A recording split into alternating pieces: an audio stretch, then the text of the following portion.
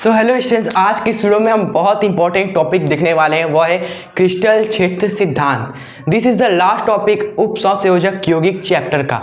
उसके बाद chapter finish, हम बढ़ेंगे ऑर्गेनिक केमिस्ट्री की ओर। ठीक है, तो ध्यान से देखिएगा। ये सब कुछ हम आपको रटाने नहीं वाले हैं, हम फील करने वाले टॉपिक को कि आखिर सिद्धांत में कहना क्या चाहता है। यही तो हमारा मोटिव रहता है, आपको समझाने का, फील कराने का। अदरवाइज रट के तो बहुत ही लिखाते हैं, आपको समझना है हमारे साथ, फिर उसके बाद रटने की बात ही नहीं रहेगी, अपने आप लिख के आओगे एग्जाम में। सो चलिए स्टार्ट करें इस वीडियो को। चलिए स्टार्ट करते हैं। सबसे पहले क्रिस्टल क्षेत्र सिद्धांत स्टूडेंट्स आपको पता होना चाहिए, ये वान व्लेक तथा एच बेथे ने दिया था। ठीक है, और सन की बात करें तो 1929 में इन्होंने शायद दिया था। ठीक है, ये सब याद करने की जरूरत नहीं है, ये हम एडिशनल आपको बता रहे हैं। डायरेक्ट आप स्टार्ट हो जाइएगा कि इस सिद्धांत के अनुसार क्या बताया गया स्टूडेंट्स। सिद्धांत सबसे पहला बेसिक पॉइंट बताता यह है कि उप सहसंयोजक, अगर आपका सामने उप सहसंयोजक यौगिक हो, जैसे कि उदाहरण के लिए हमने एक उप सहसंयोजक यौगिक लिया स्टूडेंट्स, ये वाली। चलिए कुछ नया लेते हैं। चलिए हमने ले लिया Cr, फिर NH3 होल 6 और बाहर में हमने Cl3 ले लिया। ठीक है, ये है आपका उप सहसंयोजक यौगिक।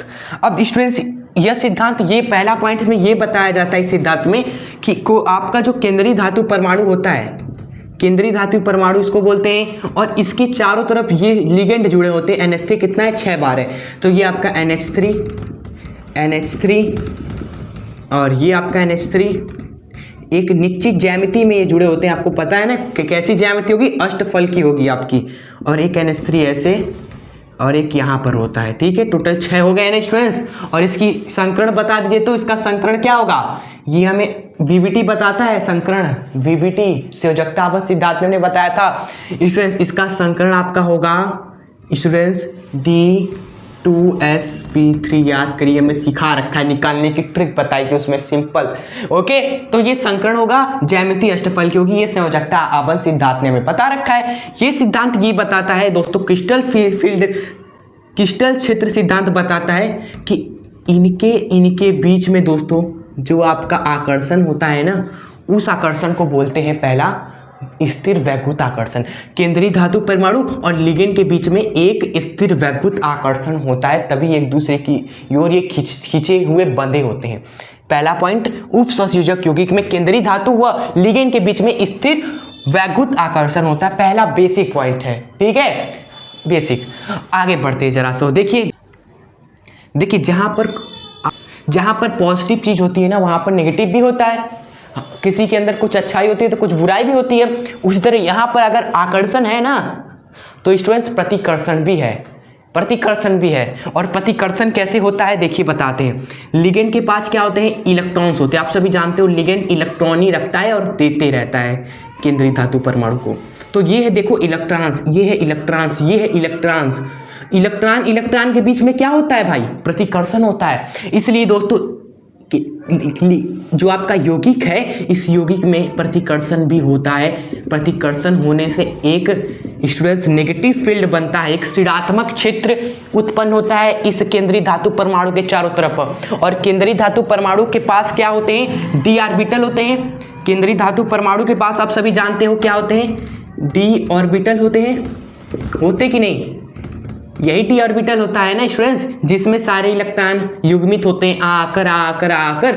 तो ये d ऑर्बिटल क्या होने लगता है स्टूडेंट्स, प्रतिकर्षित होने लगता है। d ऑर्बिटल आपका प्रतिकर्षित होने लगता है। ये जो 5 d ऑर्बिटल है, ये सभी के सभी पांचों नेगेटिव क्षेत्र,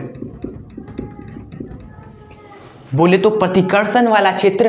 तो इस प्रतिकर्षण के क्षेत्र में स्टूडेंट्स यह d ऑर्बिटल की ऊर्जा क्या होती है, अलग अलग हो जाती है, और यह प्रतिकर्षित होकर अलग अलग हो जाते हैं।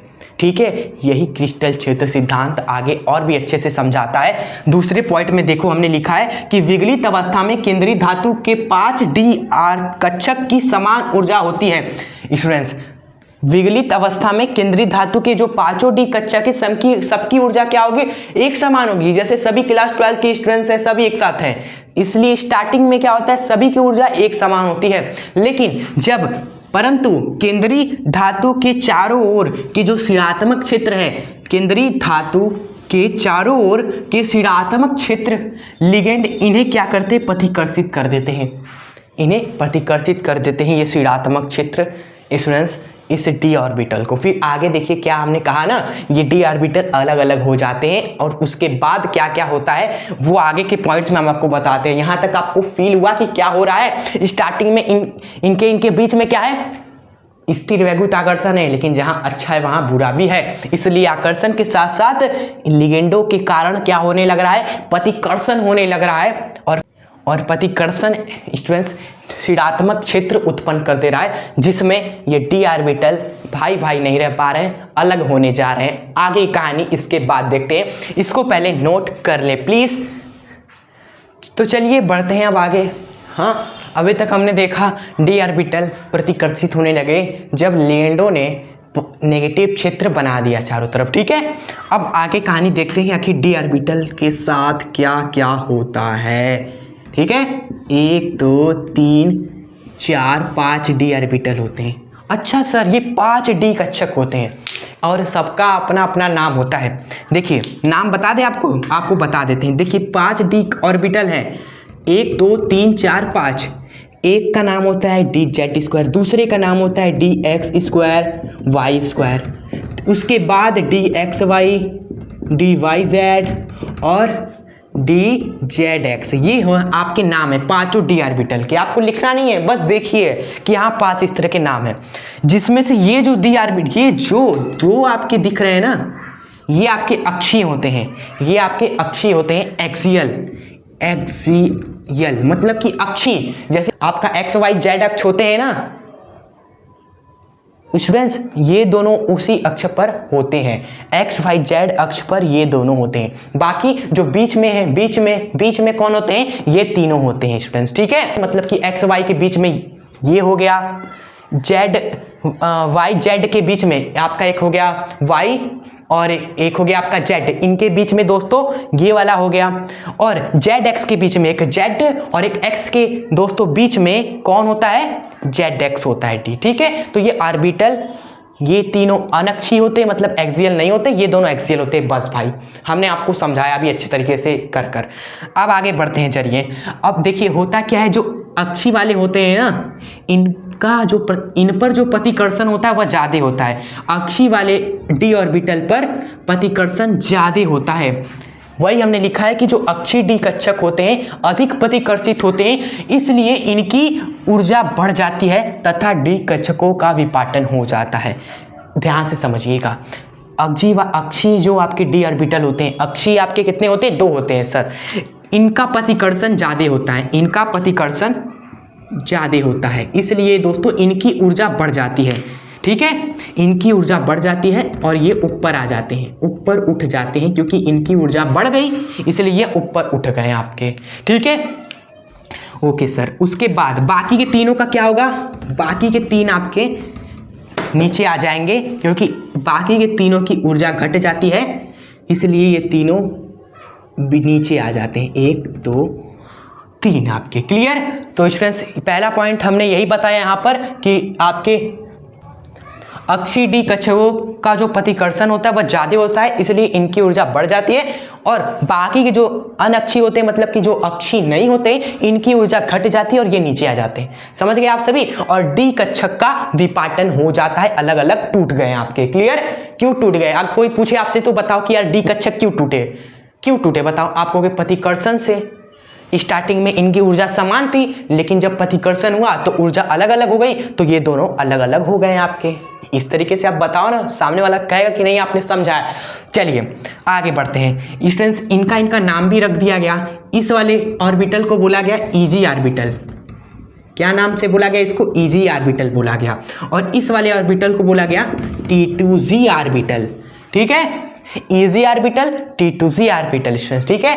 तो ये जो विपाटन हुआ वह इजी और T2Z ऑर्बिटल में हुआ। तो अगला पॉइंट हमने यही लिखा है कि यह विपाटन इजी व T2Z कक्षकों में होता है, ठीक है। और इनके बीच की जो ऊर्जा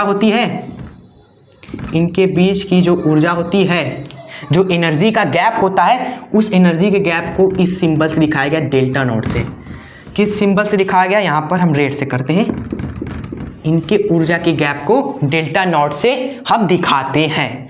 सब कुछ क्लियर आपका? चलिए, और डेल्टा नॉट का हम नाम लिख देते हैं यहाँ पर। आप सभी इसको लिख लीजिएगा कि डेल्टा नॉट यहाँ पर है क्रिस्टल क्षेत्र ऊर्जा, क्रिस्टल क्षेत्र ऊर्जा है आपकी। आगे बढ़ते हैं स्टूडेंट्स, ठीक है। अब बात करते हैं कि ये दोनों के बीच की ऊर्जा है। हमें ये बताओ कि यहाँ से यहाँ तक की कितनी ऊर्जा है, यहाँ से यहाँ तक की कितनी ऊर्जा है। तो वह ऊर्जा भी साइंटिस्ट ने भी हमें बताया कि यहाँ से यहाँ तक की जो ऊर्जा है, ये एनर्जी, यह जो एनर्जी है वह 0.6 डेल्टा नॉट है। इसको इरेज करते हैं, यहाँ पर लिख देते हैं डेल्टा नॉट। और स्टूडेंट्स ये जो एनर्जी है आपकी वह कितनी है, 0.6 डेल्टा नॉट है आपकी ये एनर्जी। और बात करें इस एनर्जी की, तो ये एनर्जी आपकी 0.4 डेल्टा नॉट है।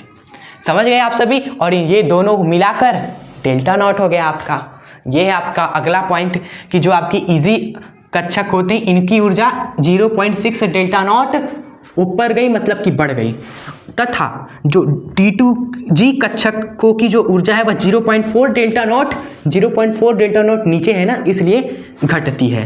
ठीक है, सो ये है लास्ट पॉइंट इस टॉपिक का, और ये है पूरा आपका क्रिस्टल क्षेत्र सिद्धांत। पूरा समराइज करते हैं शुरुआत से लेकर एंड तक। स्टार्टिंग में क्या होता है कि लिगेंड आपके केंद्रीय धातु परमाणु से स्थिर वैद्युताकर्षण बल द्वारा जुड़े होते हैं, लेकिन जहां पर आकर्षण है वहां प्रतिकर्षण भी होता है। स्टूडेंट्स, जो केंद्रीय धातु परमाणु है उसके चारों तरफ एक नेगेटिव क्षेत्र होता है, और उस नेगेटिव क्षेत्र में स्टूडेंट्स जो आपके केंद्रीय धातु परमाणु के डी ऑर्बिटल है उस पर प्रतिकर्षण करते हैं, और प्रतिकर्षण के कारण स्टूडेंट्स जो अक्षीय ऑर्बिटल है वह उनकी ऊर्जा बढ़ जाती है, और जो अनअक्षीय ऑर्बिटल है जो अक्ष पर नहीं होते हैं उनकी ऊर्जा घट जाती है, और डी ऑर्बिटल का विपाटन हो जाता है। और इनके बीच की जो ऊर्जा का अंतर होता है उसको डेल्टा नॉट से दिखाते हैं। इस वाले को इजी बोलते हैं, इस वाले के T2 बोलते हैं हम सभी। और ये है 0.6 डेल्टा नॉट इजी की, और ये है T2G 0.4 डेल्टा नॉट, जो घट जाता है और ये बढ़ जाता है। सो ये है पूरा क्रिस्टल क्षेत्र सिद्धांत। और इसके अंदर भी मैं आपको बता सकता हूँ पेयरिंग एनर्जी क्या होता है, इलेक्ट्रॉन कैसे भरते हैं, कब ऊपर भरना है कब नीचे भरना है। तो ये सब आगे की कक्षाओं में आप पढ़ोगे, जब आप आगे ग्रेजुएशन करोगे तब उसमें पढ़ोगे। लेकिन आज की इस वीडियो में बोर्ड लेवल की दृष्टि से यहीं पर हम एंड करते हैं, और चैप्टर भी आपका यहीं पर एंड होता है। अब आपको दोस्तों आगे फोकस करना है ऑर्गेनिक केमिस्ट्री में, और पीछे की चीज़ों को साथ साथ रिवाइज भी करते चलना है को, ठीक है। और इस चैनल को आप अपने दोस्तों मित्रों को भी जरूर शेयर करिएगा। वीडियो पसंद आई हो तो जाने से पहले इस वीडियो को छोटा सा लाइक भी जरूर कर दीजिएगा, पसंद आए तो जरा से भी अच्छी लगे, और एक प्यारा सा कमेंट जरूर कर दीजिएगा। आपकी कमेंट का हम इंतजार करेंगे। सो मिलेंगे आपसे ऐसे ही धमाकेदार नए कंटेंट के साथ। तब तक के लिए आप सभी यूं ही हंसते रहें, मुस्कुराते रहें और आगे बढ़ते रहें। जय हिंद, वंदे मातरम।